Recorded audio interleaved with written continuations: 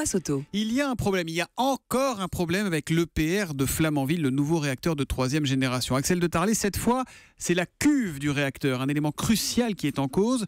Ce chantier EPR, il n'en finit pas d'avoir des problèmes. Il y a déjà 5 ans de retard au compteur. Alors effectivement, hier on a appris, vous venez de le dire, que c'était l'acier de la cuve et du couvercle du réacteur nucléaire. Donc l'acier qui contiendrait trop de carbone, ce qui réduirait sa résistance.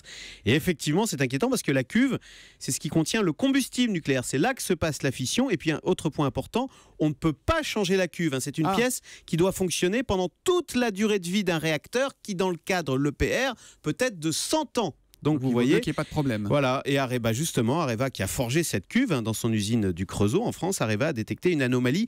Alors sur une pièce témoin, donc des tests vont maintenant être réalisés dans la cuve à Flamanville qui a été installée l'an dernier.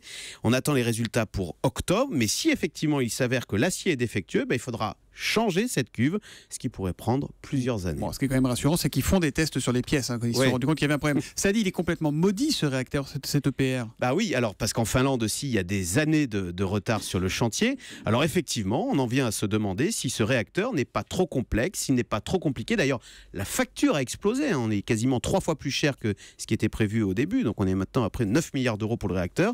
Alors chez EDF, néanmoins, que j'ai eu au téléphone hier, on explique qu'il ne faut pas dramatiser. L'EPR est une technologie nouvelle, dit-on chez EDF, et comme toute nouvelle technologie, on fait face à des difficultés inattendues. Ça n'est pas une raison pour tout abandonner dès qu'il y a des difficultés inattendues.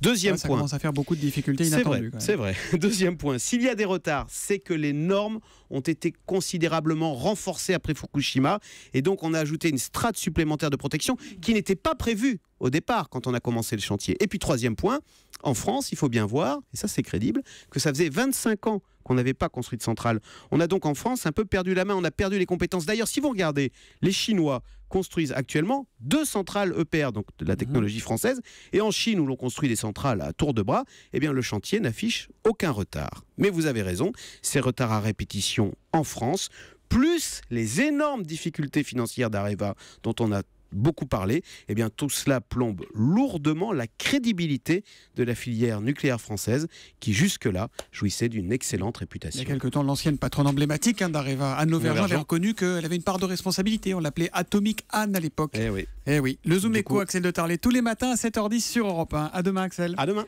Europe 1, 7h13.